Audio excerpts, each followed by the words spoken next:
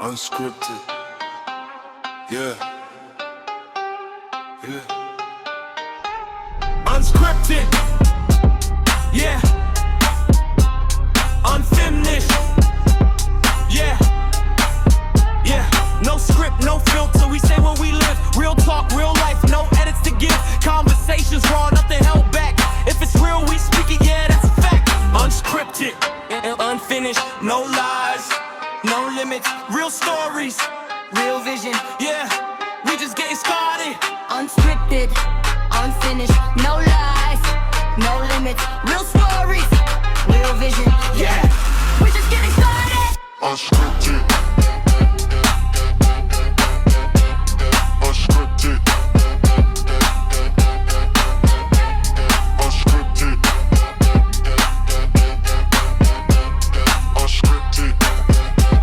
Yeah. We just getting started.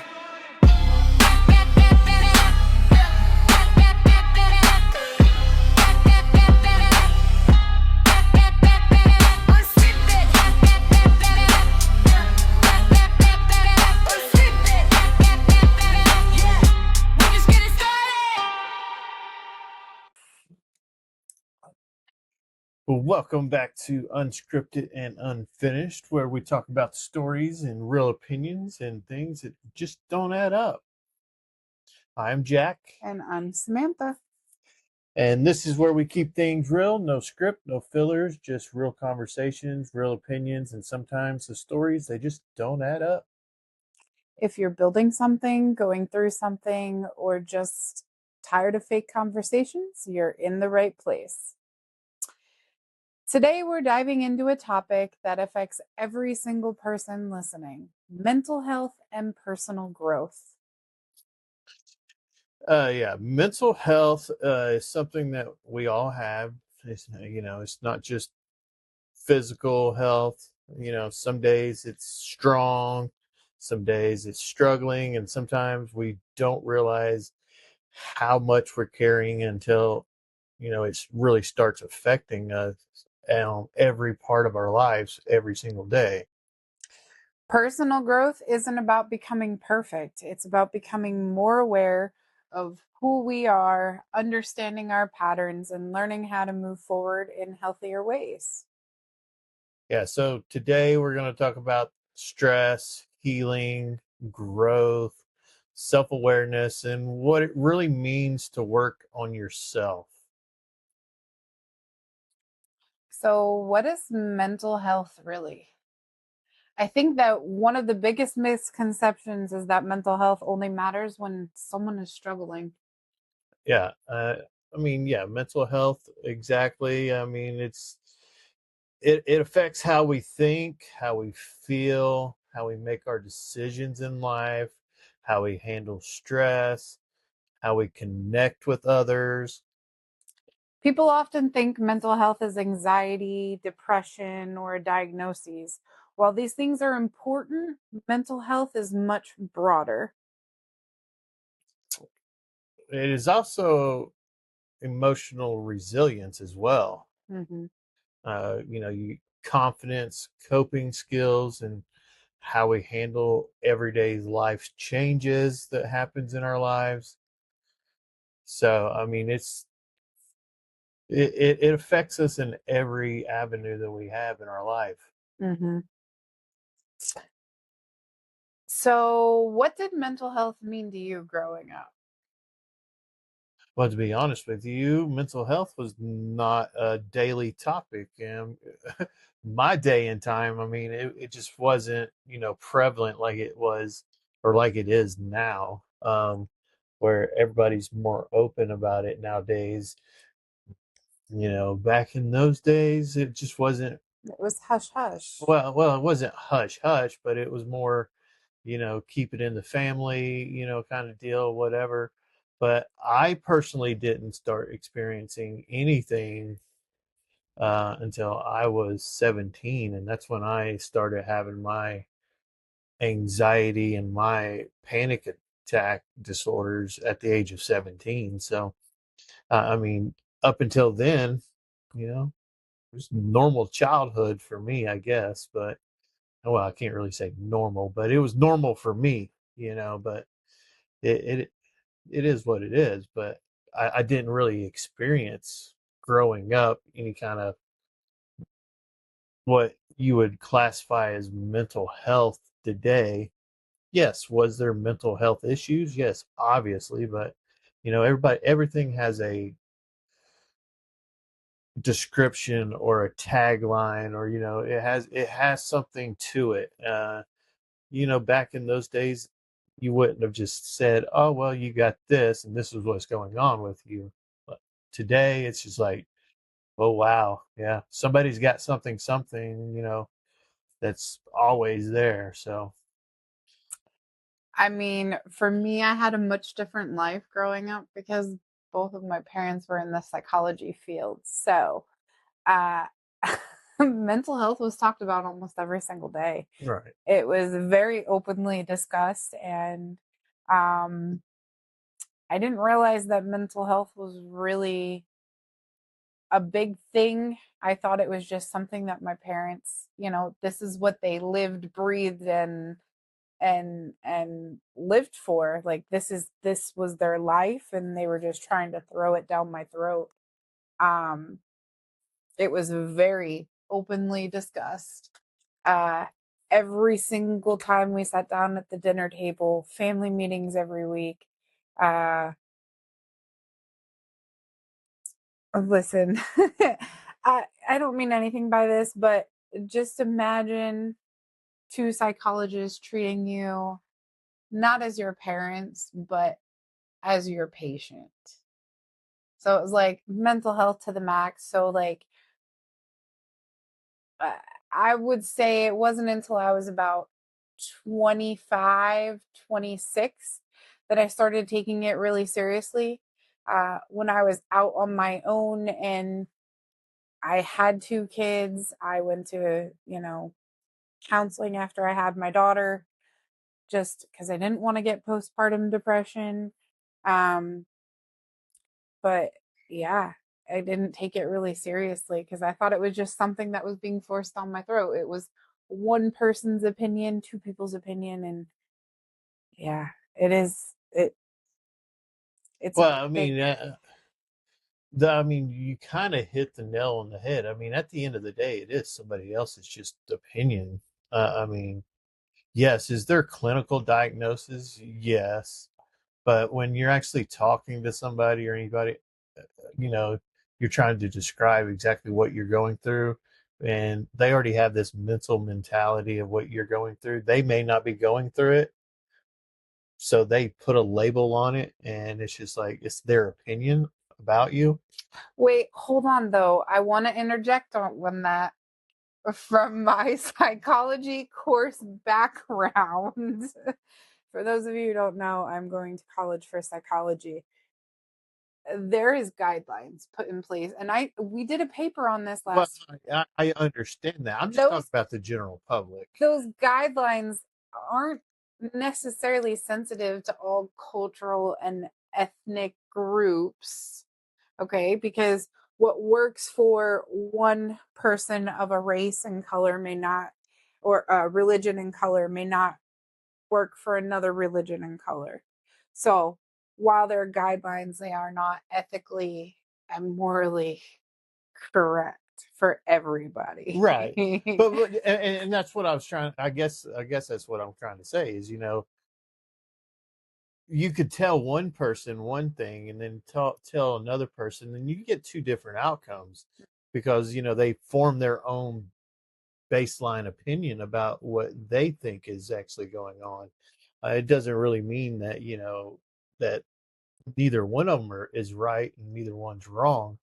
It's just their opinion. And I think we've kind of touched on this before. Is everybody has their own opinion about something, and it's just like I can describe everything that I go through every single day, and people, they could just chalk it up as, oh, you just got anxiety, whatever, grow up, be a man about it. But when you're going through those scenarios, it's kind of harder said than done than just be like, oh well, yeah, tough it up, buttercup, and put some dirt on it and rub it out. It's that's the mentality that I kind of grew up as well, is, Mhm.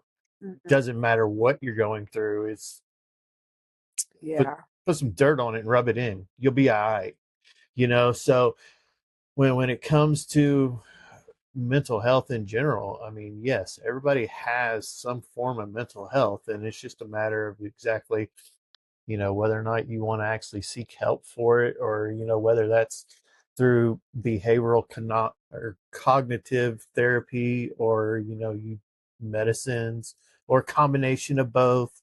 It's that's up to you and your provider to do. But no medical advice given here, guys. But I'm just saying, uh, In it your opinion. yeah, in my opinion, just like you can either suffer through it or you could try to get help with it. I mean, that's just the kind of thing that it kind of comes down to. It's like, like for me, my instance, yeah, only thing that really helps me is medication, and it has to be certain types of medications because I'm kind of allergic to all other kind of medications. I'm not going to say the medications what they are, but um, most of your medications that are given for what I have, there's a certain ingredient that's in all of them that literally gives me anaphylactic shock.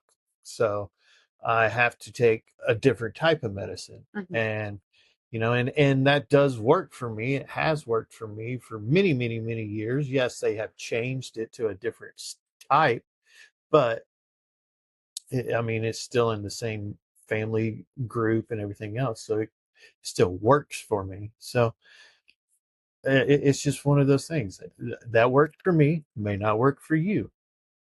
So When did you first realize that mental health was important? well, obviously, whenever you first start going through it, I mean, when you first start feeling it and you start living it day in, day out, you've got that analytical overthinking, kind of ordeal going on.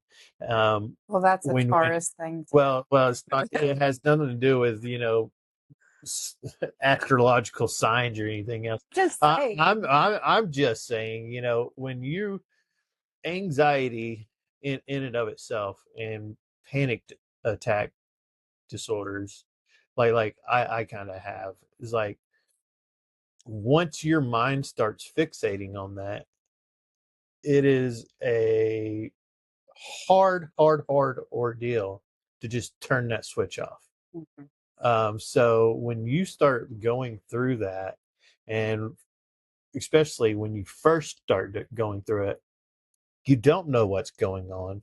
Your body's in the flight or Fight or fight flight. mode. You don't know exactly what to do, where to go, or anything else like that. And ultimately, most people end up going to a hospital because they don't know what's going on with them. Uh, I've been there, done that. Got the T-shirt, multiple of them. But I'm just saying, it's like when you first start going through it and you're not on any kind of medications, you're not on anything to help you cope with it, you don't have anybody there to be a support system for you, and be like, hey, yeah, let's just talk, let's just chat, whatever. It's kind of tough to actually go through. So when you first start going through it, that is, when you first realize that it is very important to you, is when you actually have to go through it and live it and experience it. And all of us do at one point or another. It's just a matter of the magnitude of it that you're actually getting. Well, I will say that when I first realized mental health was important, it was right after I had my daughter. Not going to say that I was severely depressed.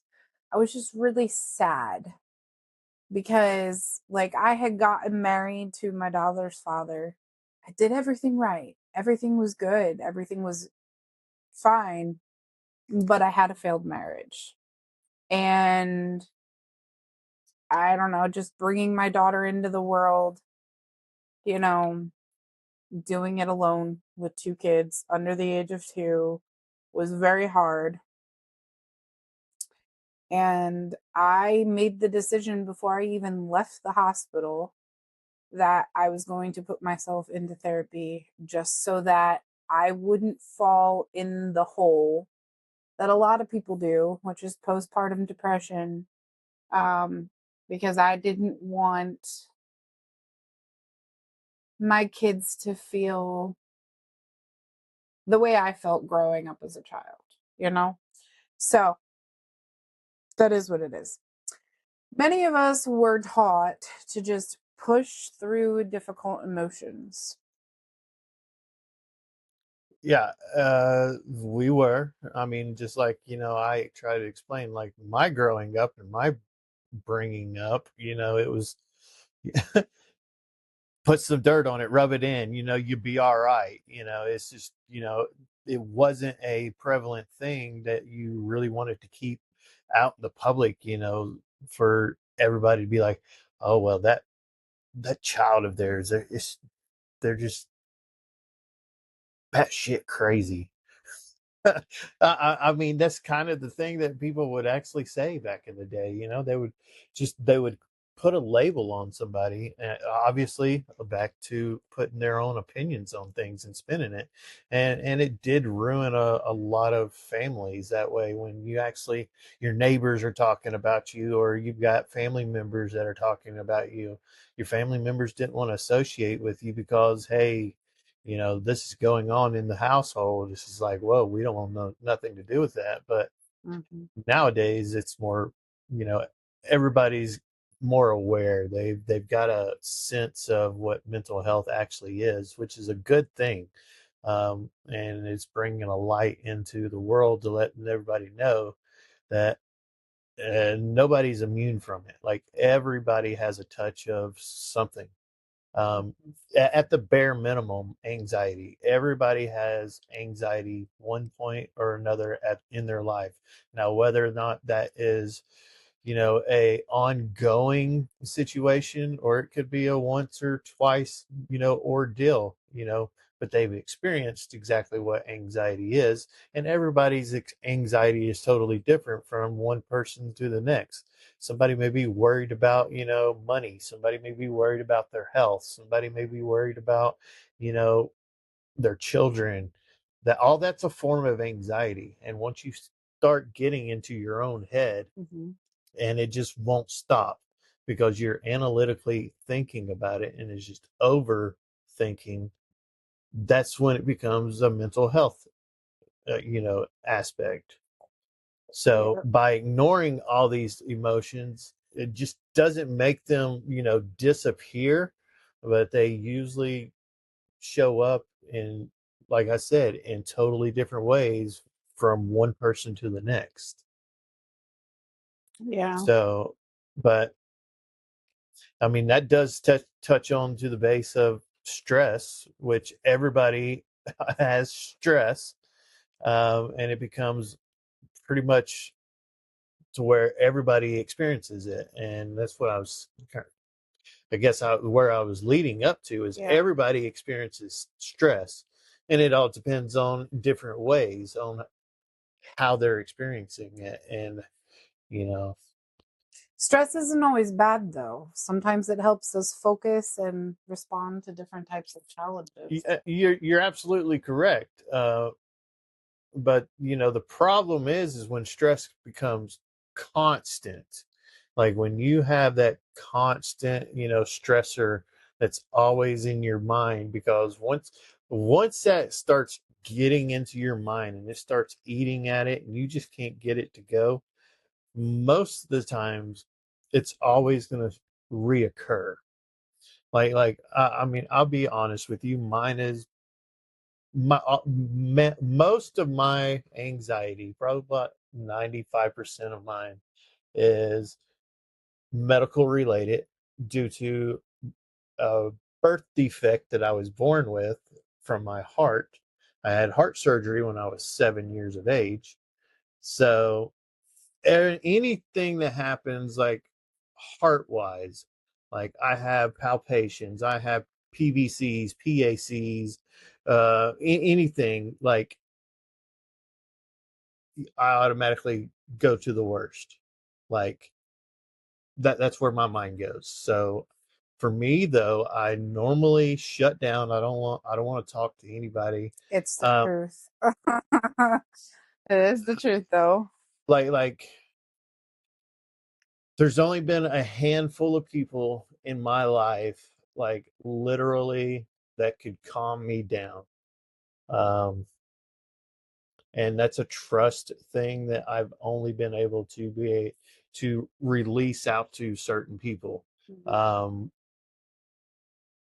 Unfortunately, sometimes you don't have that support system that you have or have had or anything else. So when you kind of do go through those situations, it's just like, yeah, you just got to manage it by yourself. But luckily, you know, the medications that I am on, it does keep it at bay for most part. Now, you get me off of my medication. One, I'm going to go through withdrawals. Two, the anxiety is going to be hitting me 1,000 times fold, and it's just going to be the worst thing ever. But um, that's the person that you don't want to be around. And most people that's been in my circle is just like, this again, this again, really.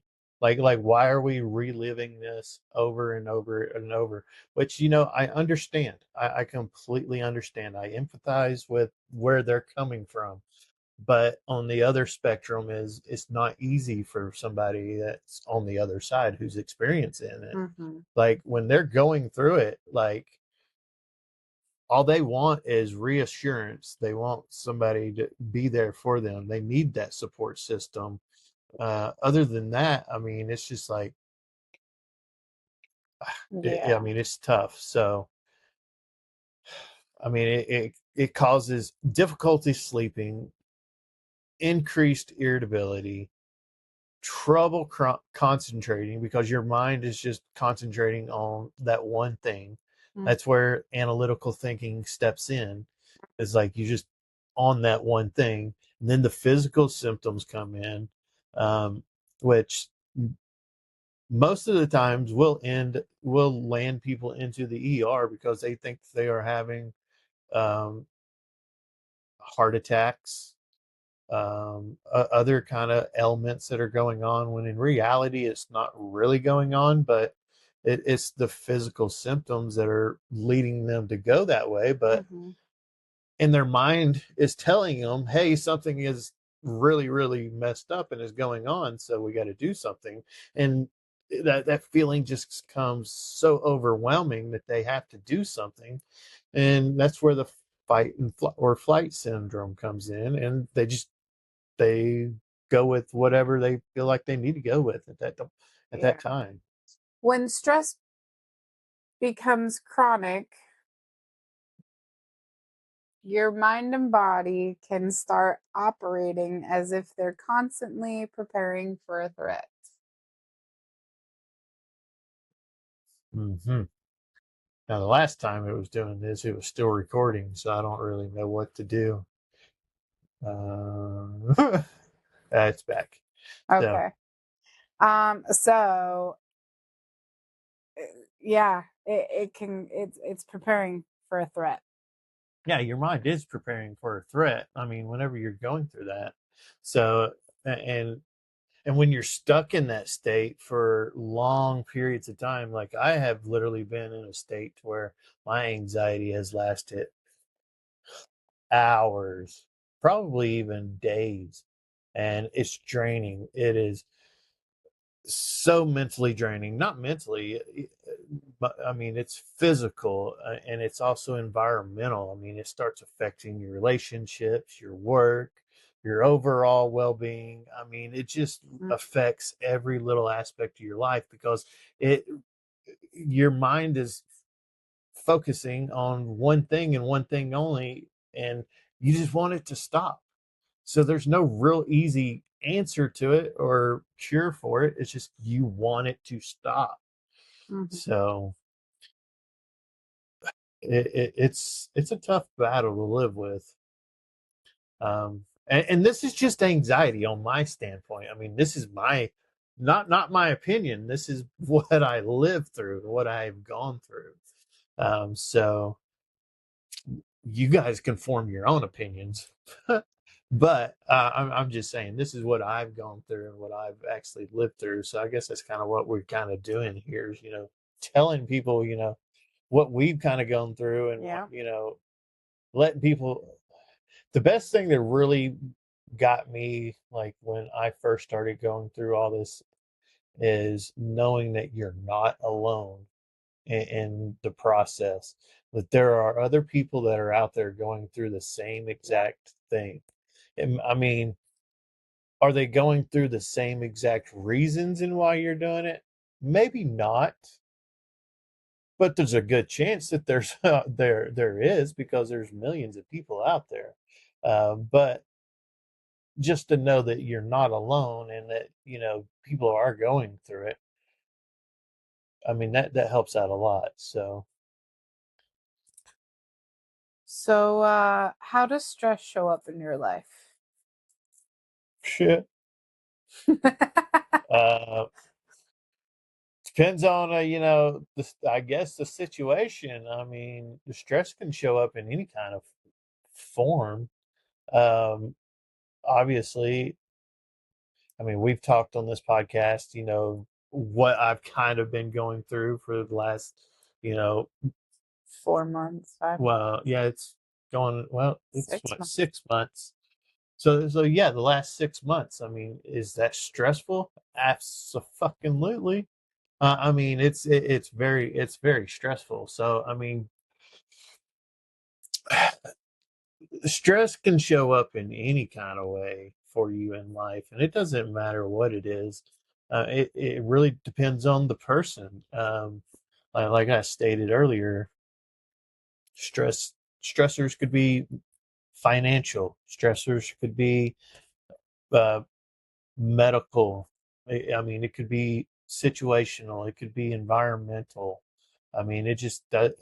It, it doesn't show up all the time exactly the way that that you would just expect. I mean, Yeah. stress is stress. Everybody has stress, and if you say that you don't have stress, you need to get an evaluation. Everybody has stress. It just shows up in different ways. Like, Oh yeah. I get stressed driving my car. My car is a stressful thing to begin with, but like I mean, stressed about being a parent sometimes because my kid won't listen, or stressed about what bill I have to pay, or y'all, sometimes I even get stressed about dinner. Like, what am I going to cook? Because I forgot to pull meat out in the morning, or I forgot to start dinner in a crock pot, or whatever the case may be. But the major stressors are probably bills and figuring out where life is going to go. yeah. I mean, my stressors. I mean, especially. I mean, I've already touched on the medical aspect of my stressors. Like like if I'm sitting there and I'm just having a normal day or whatever, and boom, out of nowhere, my heart starts flipping and flopping inside of my chest. Yes, I know it's benign. Yes, I know that, I have been checked up on, I've been worked up on. Everything shows that everything is normal, but it doesn't really register in your mind at that point in time when they're happening. Overthinker. That just because the doctors can say there's nothing really going on and you're fine, just, you know kind of deal with it kind of situation, because it's really not an emergency situation. But for me, it's like once it starts, just because I know it's fine doesn't negate the fact that it still does not feel normal. It doesn't feel right. It's actually a scary ordeal. Yeah. I mean, when your heart is beating out a rhythm, I mean, that's typically not normal. I don't drink caffeine. Like literally, I drink water all day long. So there's no He caffeine doesn't drink aspect. coffee, nothing.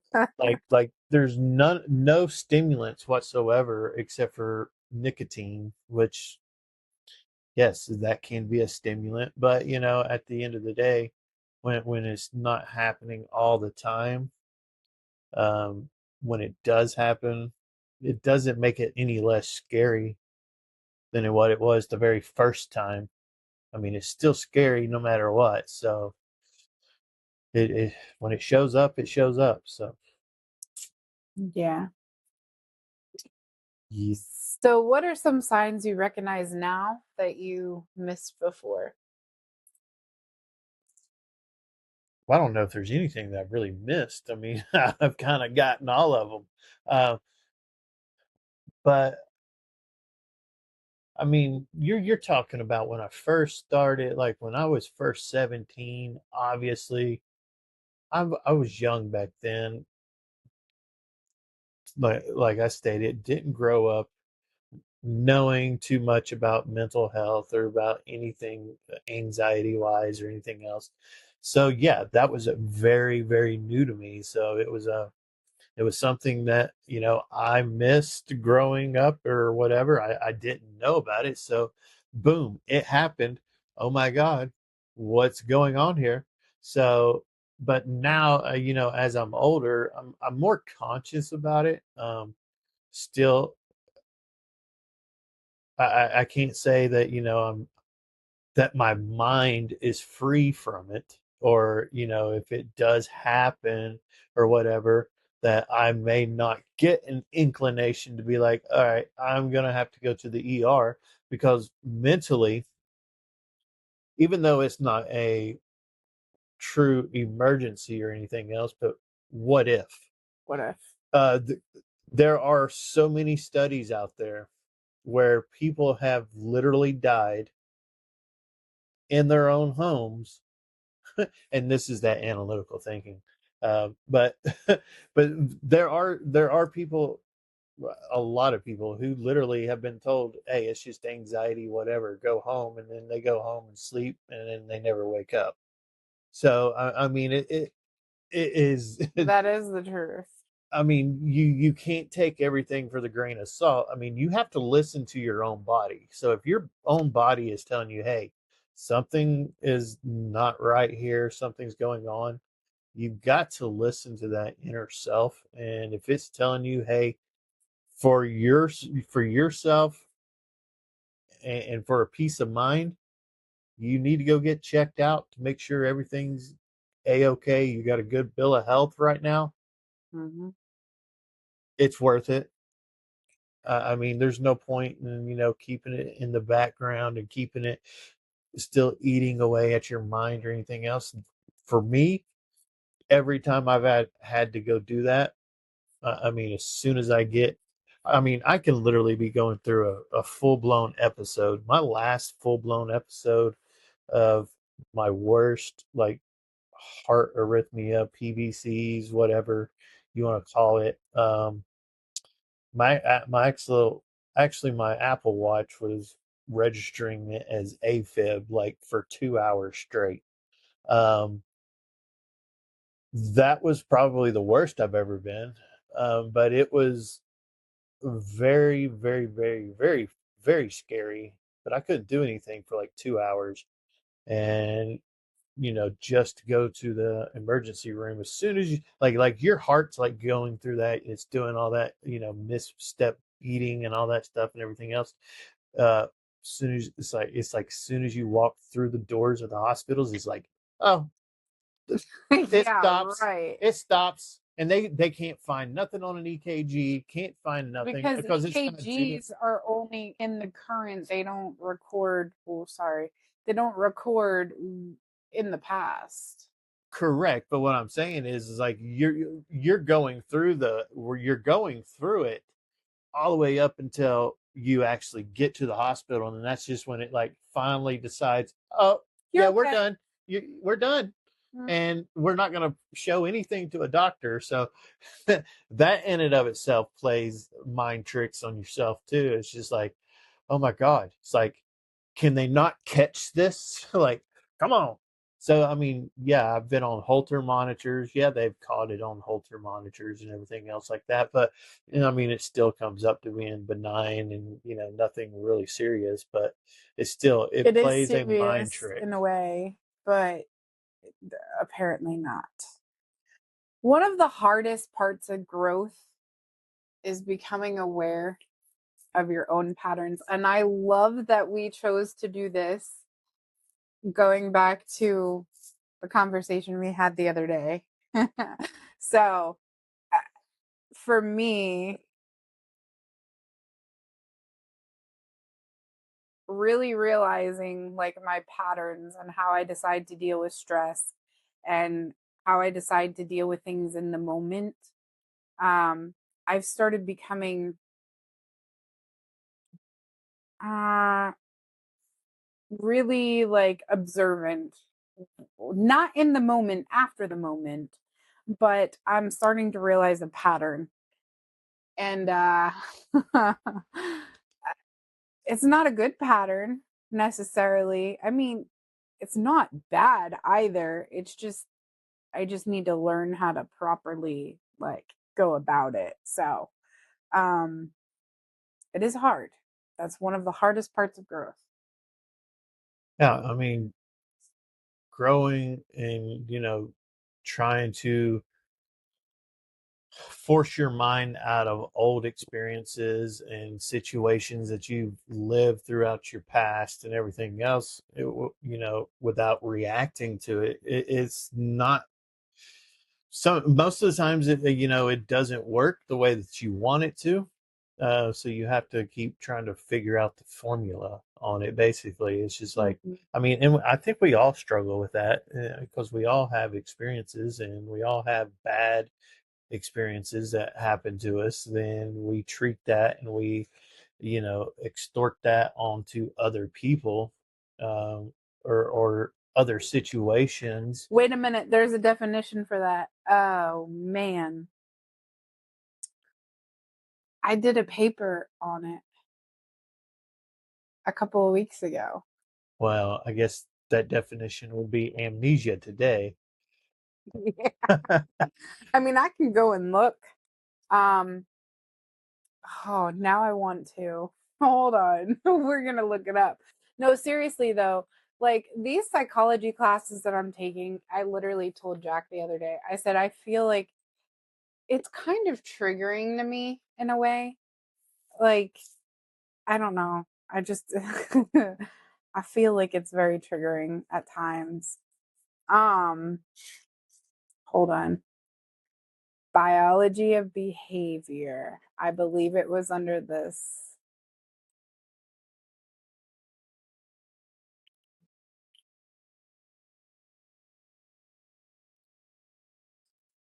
Okay, so I'm just going to read this really quickly, right? Okay.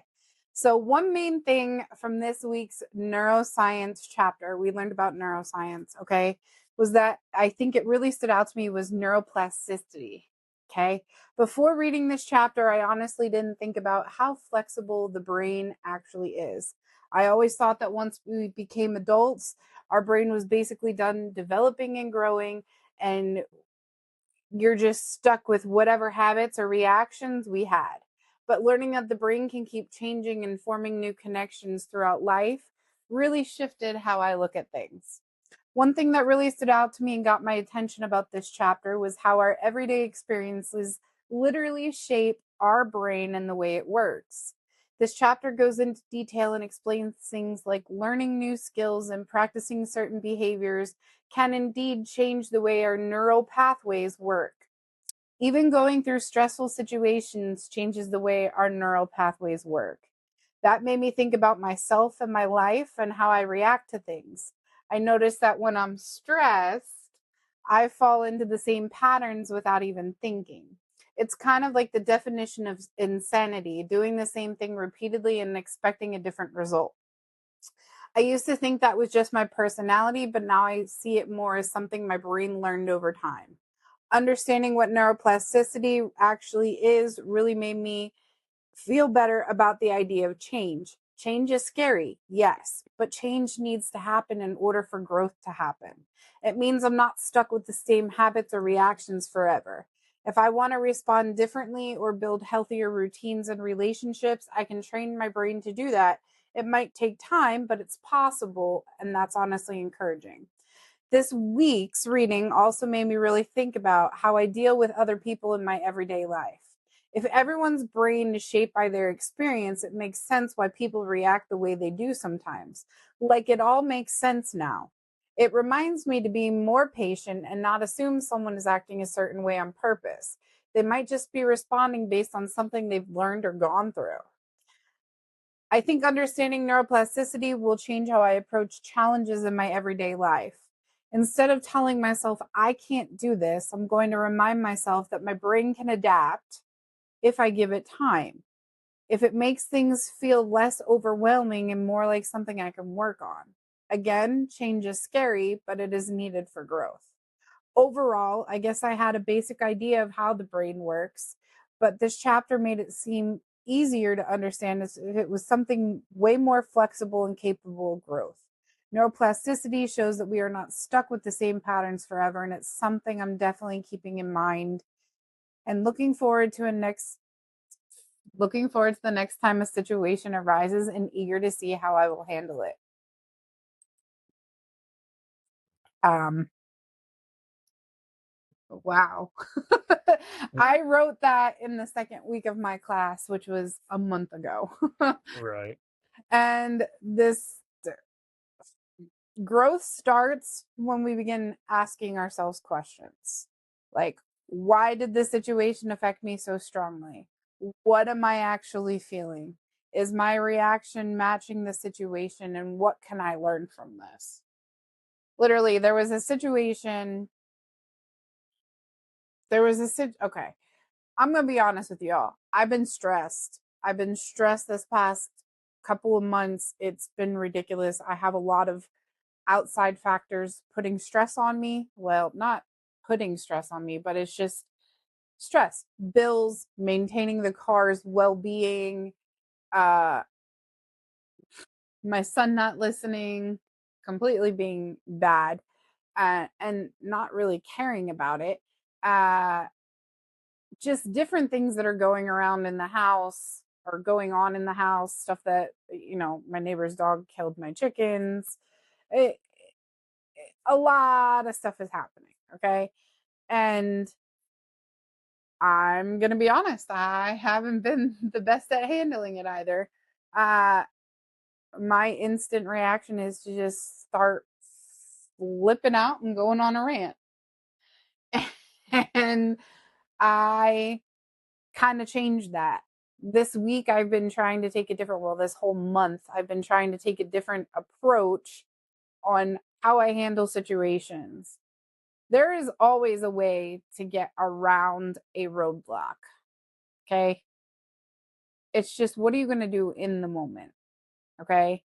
And I'm starting to kind of realize how I've reacted in the past is not necessarily a good way to react. And it doesn't get anything done except create stress for the people around you. Am I right? No, yeah. So, like, I'm trying to learn.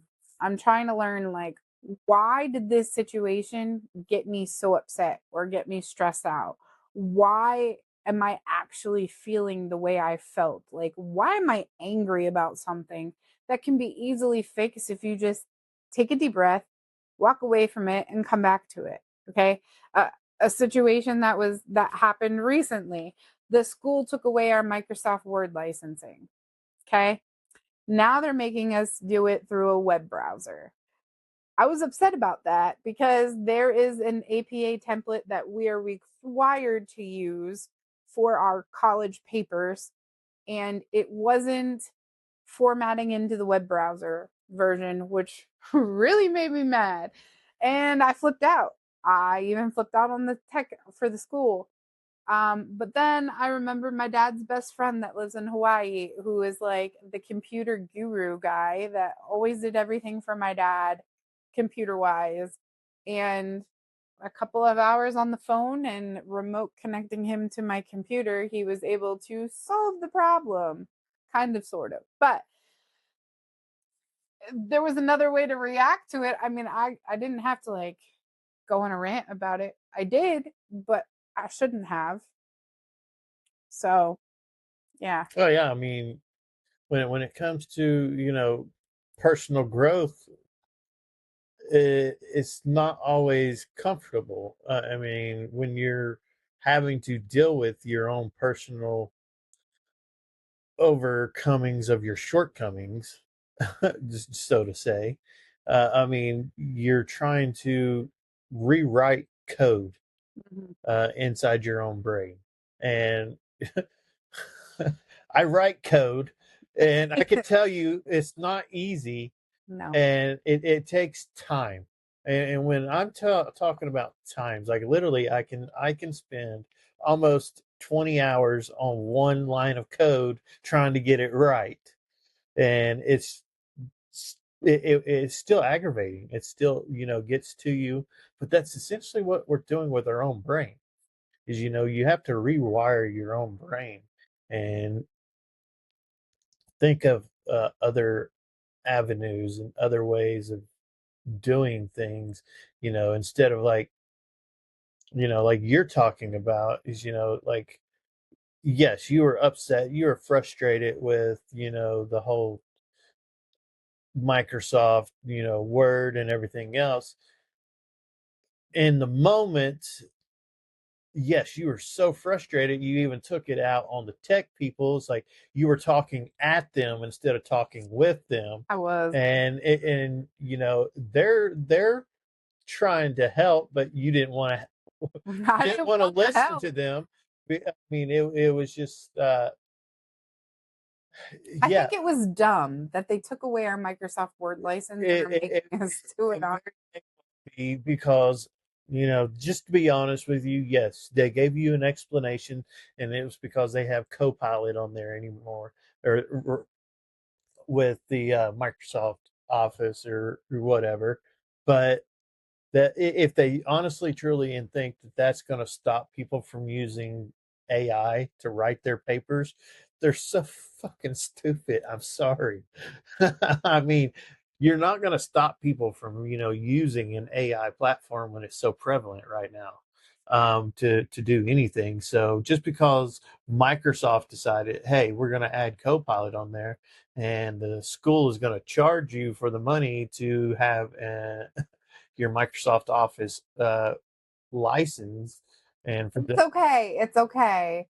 Mr. Masher got it for free. well, I mean, yeah.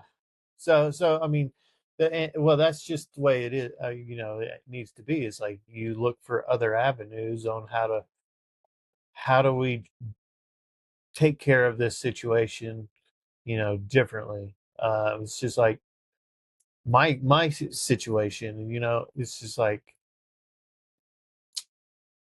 I've had to overcome a lot of things. There's some people that probably don't agree with the decision that I've ended up having to make. Um, I personally, you know, do I personally like it? No, because I'm so far away from my own children, and that's what other people are thinking as well. Because it's not hard. I mean, it's not easy to be away from your children, No. no matter what. I mean, if you're a parent, being with your children is the greatest gift that you've got. Uh, no matter how much of a butthead or an asshole that they really are, or anything else like that. I mean, those are your children. So, yes, it is hard being away from my children, but I can't be there for my children if I can't be there for myself currently. So, I am trying to rebuild my own life so I can be there for my children when they need me and everything else like that. So I'm not bashing anything or the road that I'm having to go through. To be honest with you, uh, like the path that I've been having to go down has done nothing but open more reflection for me, and for where I need to be for for myself and for my kids. And, you know, I lost my autonomy, and I need to regain that autonomy back. And that's part of mental health as well, because all I do is sit there and ponder and think about all the things that I've lost, all the things that missing out, all the things, that, I'm not being able to be with my children when they really needed me to be there. So yeah, those things ponder, but I I can't until I can figure myself out and put myself back into a position to where I actually can. Because if I chose the other path, I mean, let's just be honest, homelessness is not the way to go, especially to be a parent. So, um, so I chose the path of, you know, being here with you, and I appreciate, the opportunity to be able to grow and to rebuild my life, everything else like that, instead of having to be out in the tent cities of the world and all that good jazz. And Well, I appreciate you being here because let's be honest, you've replaced a fan and fixed the sink that needs to be fixed again and done things that I know nothing about, replacing outlets. I do appreciate you being here, but the goal is for you to get back on your feet so you can be there for your kids, and get your life back. yeah, yeah, I mean, it's okay. Let's just dive into this a little bit deeper. When it comes to mental health, it's two totally different things for men and women. Like for me, like as a male, to have your full autonomy literally ripped away from you, um, it- your man card, not really your man card, but everything that you've really got, and you're no longer being able to provide the way that you were before, or do the things that you are supposed to do. Like, you can't do it. That eats at you all day long, every single day. And honestly, there's nothing that nobody can really say Mm. that's going to make that situation better. And there's a video that's out there that's on YouTube, and it's a great video. It's this guy. He holds a seminar and he talks about the men's brains and the female brains, and it is so 100% dead on accurate. Like, it's actually hilarious, but just learning the differences on the way female thinks and the way men think. um I honestly, I think everybody should probably watch it, because Wait, do you want to insert it here? Is it too long or is it no, I something that mean, you can insert? yes, I can insert it, a link to it, and Yeah. everybody can watch it. So look for the link, on the screen, and you'll be able to. I'll actually pin it in the comments as well, so you can go watch that as well. But I'm guaranteeing you, everybody will be able to take away something from that one seminar. And I mean, it's a great seminar. If you're a male, you get to understand female thinking. If you're a female, you really get to understand that men don't think about nothing. I mean, it's just a great thing. So um, there's Came so out of much your to it. mouth. Well, no, that's part of what it actually talks about.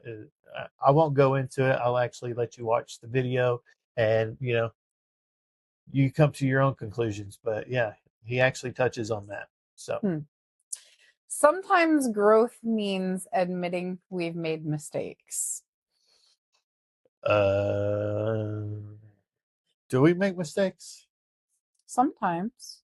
No, we make mistakes all the time, actually. It doesn't matter, what kind of situation you're in. You're always making a mistake. Uh, whether it's, you're trying to please your child in this way or whatever, or you're trying, whether it's dinner or something else like that, somebody's always going to find fault. They're always going to find some mistake inside of you, a flaw. Doesn't really mean that there's really a mistake. But again, we're going back to people's opinions.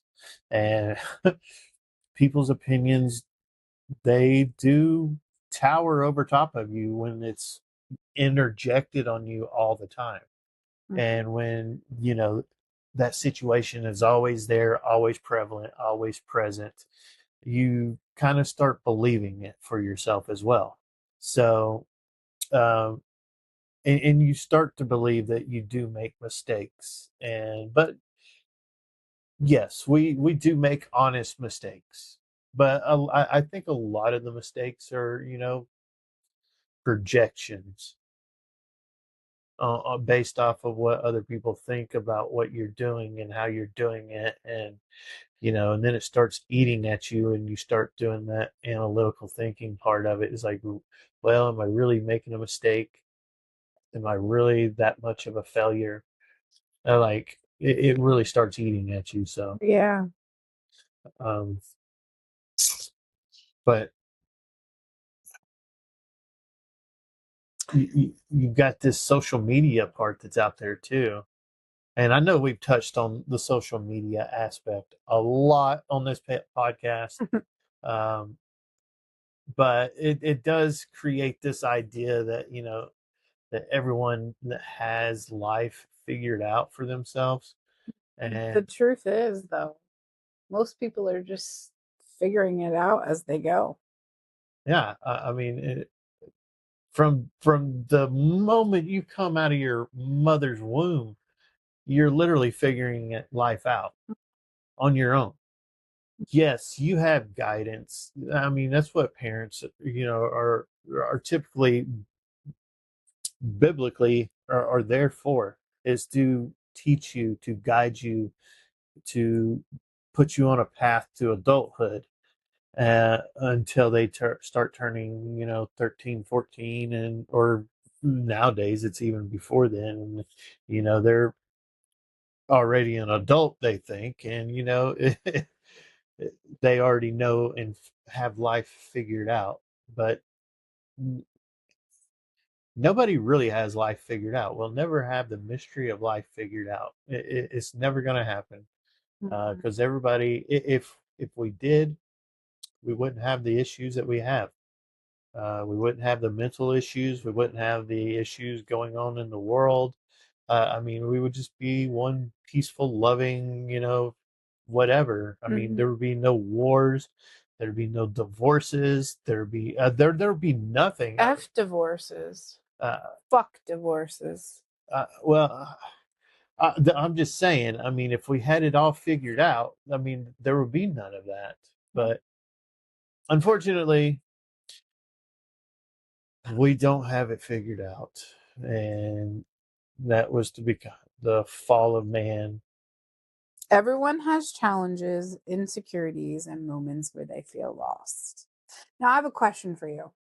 What pressures do you think society places on people? Well, I mean, there's a lot, but over, I'd say probably the last 20 some odd years, was 26 years actually. You're that old? Yeah. I'm just kidding. Um, Society has really put on doomsday like kind of scenarios, pressures in people's lives.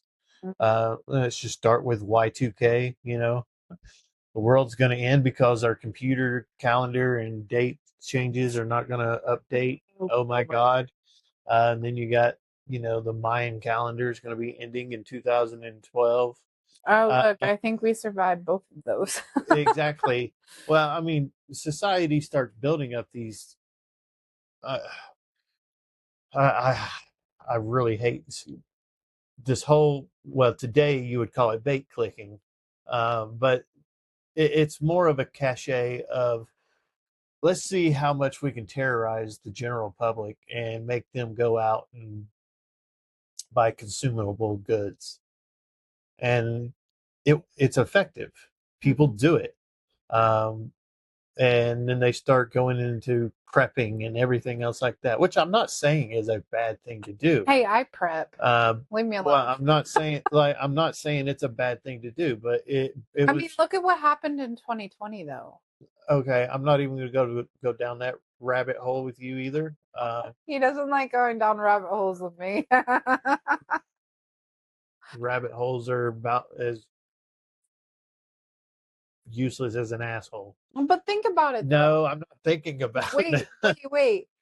Remember when the toilet paper like disappeared off those shelves? Well, yeah. You know who didn't have the problem? The people that were stocking up before 2020 even hit. Well, no, they I know I didn't have a problem wiping my ass. well, okay.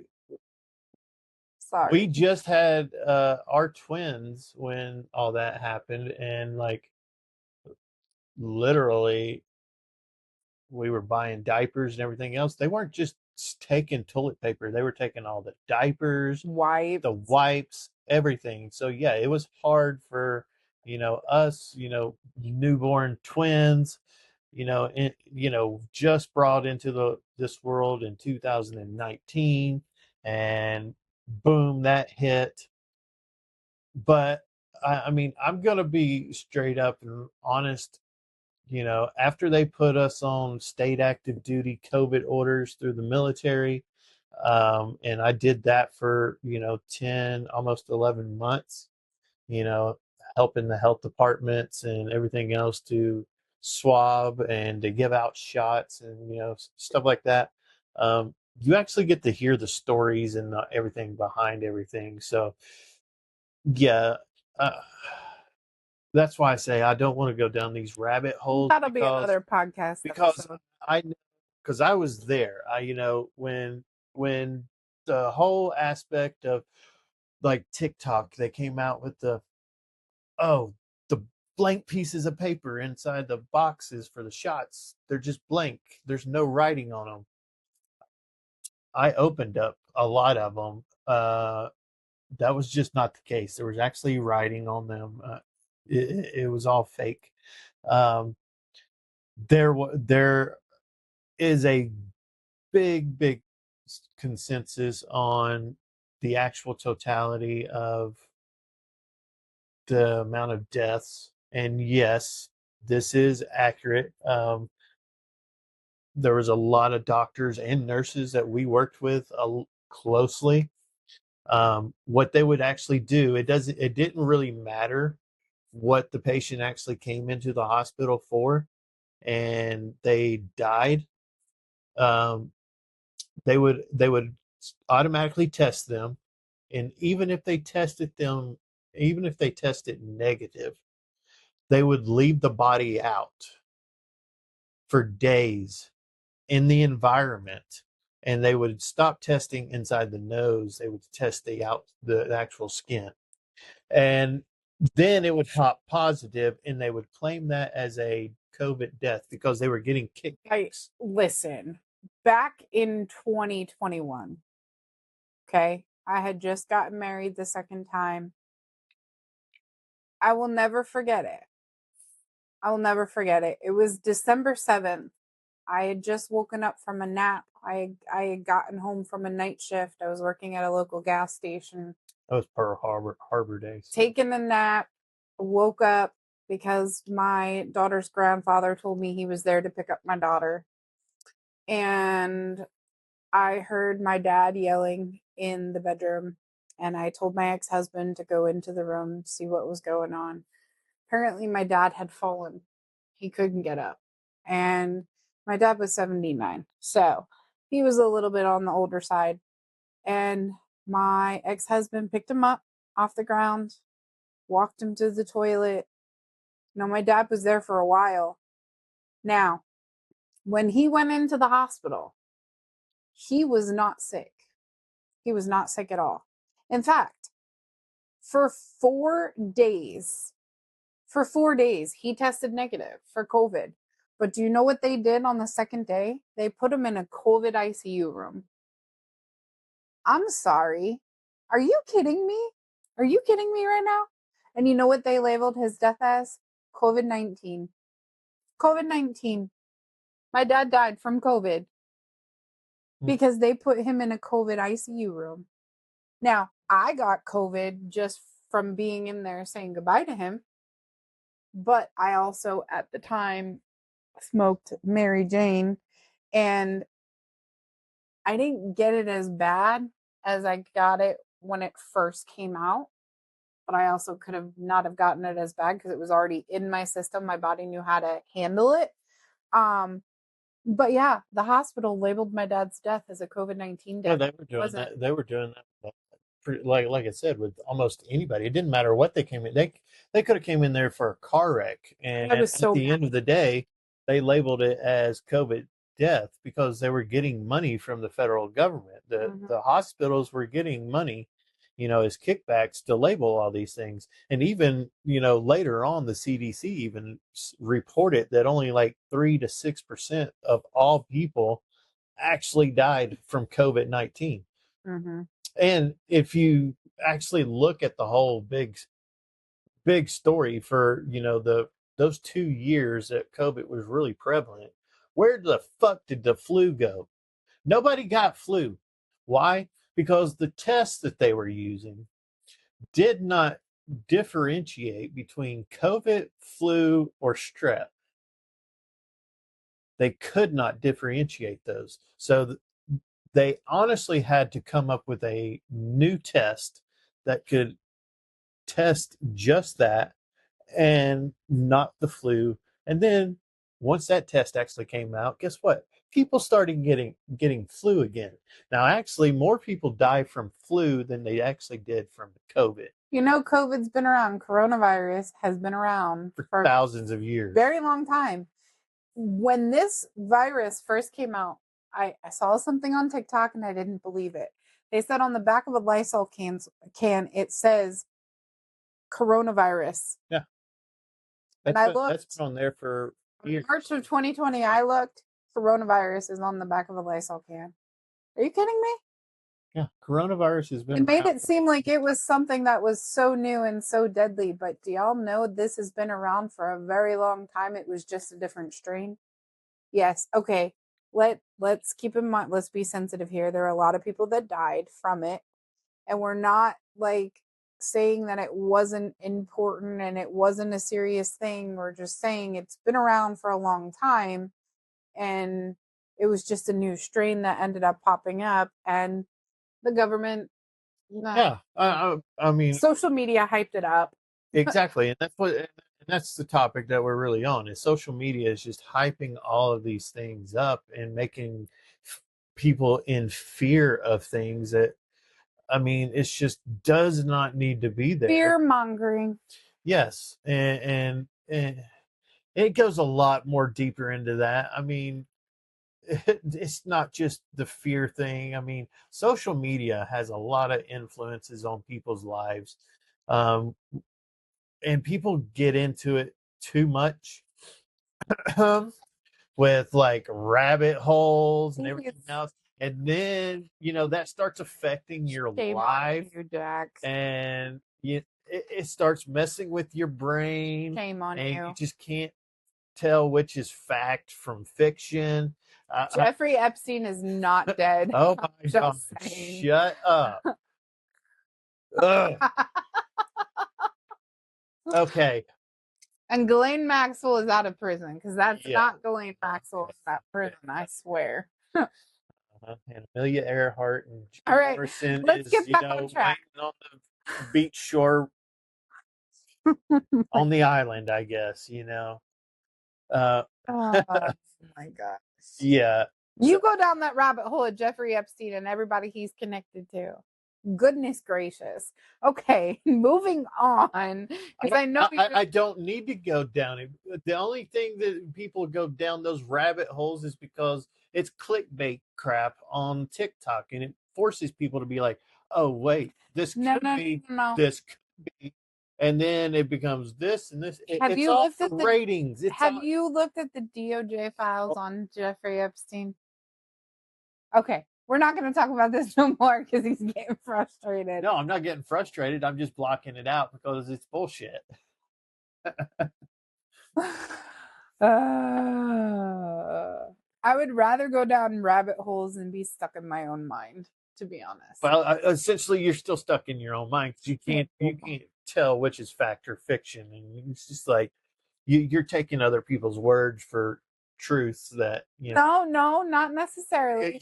that's what a rabbit hole is. You start from somebody else's perspective. Sometimes going down a rabbit hole is finding out information that you didn't know before and actually trying to do research. Information. Well, okay, yeah, there is a lot of false information on TikTok and social media. Yes, there is, because anybody can post anything. But when you actually do the research, like the Department of Justice put out all these files, and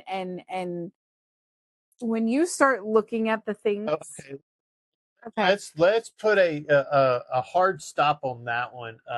Let's just say, okay, yes, that the DOJ put out everything that they needed to do, but where are these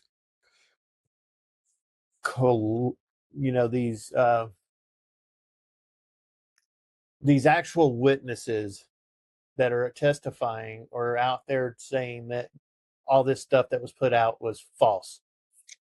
They're not. Only people on social media to get attention and to get people to watch their shit are the people that are actually out there saying, hey, this is fake, this is false, whatever. You're not actually getting corroborating witnesses from the actual people. Like the doctor's not saying it, the ME's not saying it, nobody else is saying it, but people who are not even part of the situation is actually saying it because they're looking at something and be like, oh, wow, yeah, this is totally false. This is totally false. And they're just making a story about it. And that's what leads people down these rabbit holes. But nobody who officially can come out and say that because it's just not officially true. Should we do an episode on Jeffrey Epstein? I think we should. Y'all let us know in the comments if you'd like us to do it. Oh. In the rabbit holes. All right, moving on for Doc's sanity. Let's actually talk about things that actually can help. I mean, with mental health. Yes, with mental health, because this is becoming mentally frustrating. Healthy coping strategies. Talking with trusted friends, therapy or counseling, journaling. I would say journaling really helps me. I love journaling. I said to Jack the other day, Friday actually, I said to him that I decided that I wanted to go back to therapy. I had my first therapy session with this new therapist because I felt like, I don't know, these psychology courses are like very thought provoking and they're stirring up a lot of things that have happened to me in my past. And it made me realize that I'm not really healed, but that doesn't make me a broken person. That actually makes me a stronger person because I realized it. So yeah, going back to therapy, and going to therapy isn't a bad thing, actually. So journaling is another thing that I love doing. I love journaling. Exercising, I get enough of that with my job.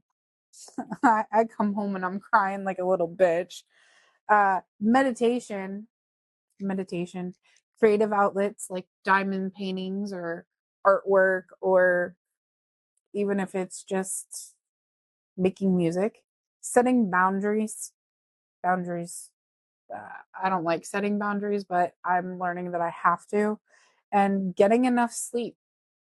Sleep is very important for your mental health, believe it or not. Yeah, but I don't get enough sleep. I mean, I do creative, like writing and everything else. I do write. He's a published author. A few books. Take on tasks like building these apps. That's where I put Insert plug if you're on Google Play, download Nexus Wave. Okay, there you go. Yeah, Nexus Wave is on the Google Play Store. And soon to be on Apple. And yes, within the next week or so, it will actually be on the Apple App Store. So we're getting there with, or I'm getting there with the app, and it's just going to keep on getting bigger and better. So download it now. Become one of the founders of the support system for the actual app. There's a way for you to contribute that way. But yeah, just download it and look for all the changes that are coming, and we're going to build this bigger and better, and it's going to be the greatest thing. It will be the greatest. No, I won't be doing no Trump thing, but I was just about to say, you sound exactly like Trump. What the heck is wrong with you? Yeah, it will be a pretty good app once it's all said and done. And actually, we are going to be, I'm not going to publicly announce it, but it's going to be hopefully one of the biggest things that actually hits the US market eventually. And would like for everybody just to be on board with it. But yeah, I cope in those kind of ways. Like I will sit there and just focus on those kind of things for hours on end, and it's all about just putting your mind in other places, where you're not over stimulating your brain, you're not thinking about everything. um it's just you've got to be able to stop the analytical thinking. So that's one of the major things that you have to do for coping and everything else like that. So So,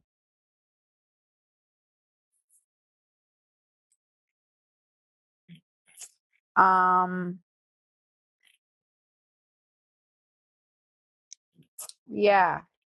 Okay. So the goal isn't to avoid emotions. no, we don't avoid our own emotions. We end up learning how to experience them in healthy ways, because if you don't and you're just living in them in a toxic way, it's going to ultimately take over your whole entire life. So, what is one coping mechanism that has helped you through your anxiety? What coping skills have helped you the most? Well, I mean, Mental health. I think I've kind of already went over that. I mean, it's like, you know, sitting down. I mean, I will set up an outline, kind of like journaling first, an outline of whatever topic I want to, write a book on or do something. And then I'll actually build that up into a bigger outline. And then ultimately, yeah, I mean, it just starts building from there.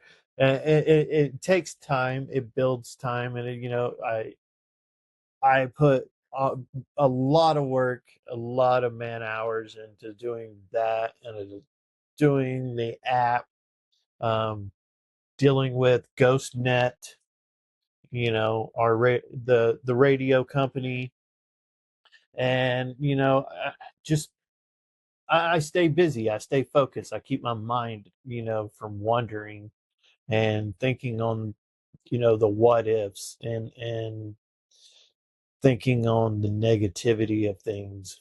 I know, I mean, it's still there, the the uh, the feeling of being a failure, as a father, or whatever, it is always there because of the situation, and everything that I've gone through. But trying to build that back up and get the autonomy back, and everything, and then putting my mind at ease with doing other things and other tasks, whether I won't say they're minuscule or they're small, because they're not small tasks. Um, but that's a coping mechanism for me, is doing things like that. What about So, you? a coping mechanism that has helped me the most is cleaning. Believe it or not, like, life is full of mistakes and life is messy sometimes. But the beauty about making mistakes is that you can always clean up the messes. And I feel like cleaning kind of wipes the slate clean in a way. Like your mind, okay. I know I sound pretty off the wall there, but like over the years, I've realized like when my mental health starts, like the anxiety starts, the stress starts, I like literally going to town cleaning. Like this weekend, what did I do? I completely rearranged my kitchen just because like the stress was building up so much. Yeah, did it put more stress on me? Absolutely. But at the end of the day, I felt better about it because instead of sitting there festering and letting my mind just keep on concentrating on one thing, I was able to put it to good use. Yeah, I mean, there's healthy stress and then there's bad stress. So, I mean, that would be a scenario of like healthy stress. I mean, yeah, you say it's stressful or whatever, but it. Oh, and I also like doing diamond paintings. I have a whole box down here that need to be done. I just don't have the time between working and school and being a parent and trying to relax and have some downtime so I can like fully recharge my batteries. But literally cleaning, as much as it's a task, it makes me feel good after things are done. So, hi Bella. All right, what advice would you give someone struggling right now? Have a support system. I mean, support systems are always the best avenue to have. Um, Having somebody there to talk to, uh, no matter how small the issue may be. Yeah, I mean, it obviously for you, it's going to be astrobated, to astronomical amounts, um, but having that support system, whether it's with family or therapist or anything else like that, it is a very, very, very big deal. And you know, just stick with it, and you know, if you need to seek out professional help, Mhm. because that's obviously the best way to do it. I mean, and don't think that you're any less of a person for actually having to go seek professional help, because we all go through things and we all go through life differently. Sometimes it helps to talk to somebody, you Yeah, know? I mean, it does. I mean, but and sometimes seeking out professional help, they may say, hey, let's try this type of medication, and then that may improve your life as well. So, I mean, medication is not always bad. I mean, it's not the devil. um, Previous podcast, go back and listen to that. But yeah, medication is not always bad. In most cases, I mean, some people just can't cope without medication. Um, for me, that's one of the things that I can't do, is like, if I don't have my medication, I mean, it's literally like a night and day kind of situation. And Facts. um, I've seen him off his medication. you haven't The seen worst, but I've seen a bit.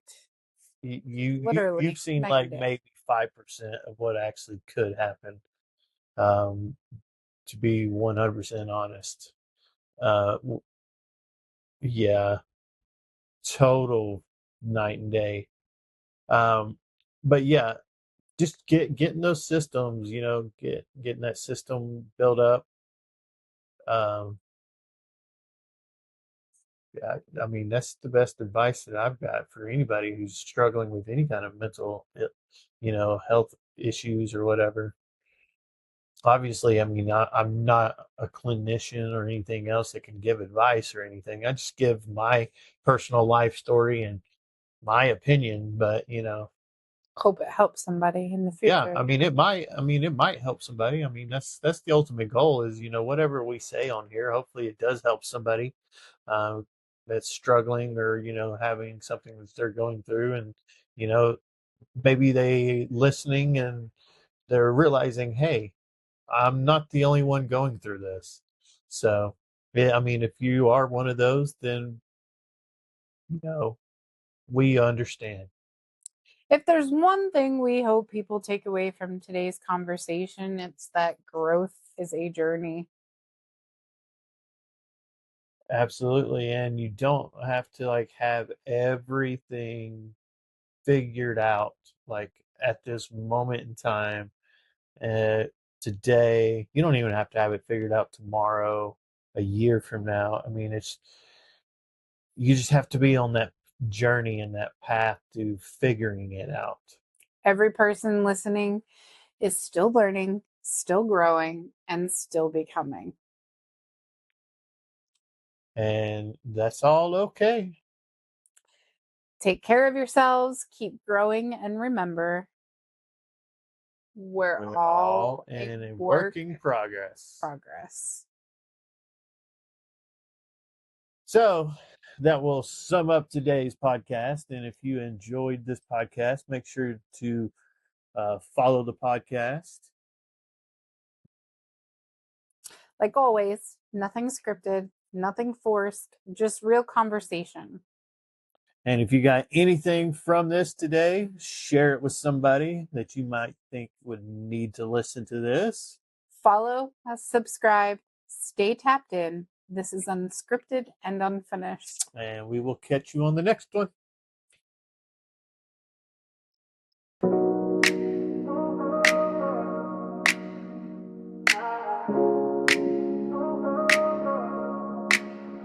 Another conversation, yeah, we kept it real. No script, just truth, say what we feel. If it hit you, you already know. We're building this one step at a time, let it grow. Unscripted, unfinished, still writing every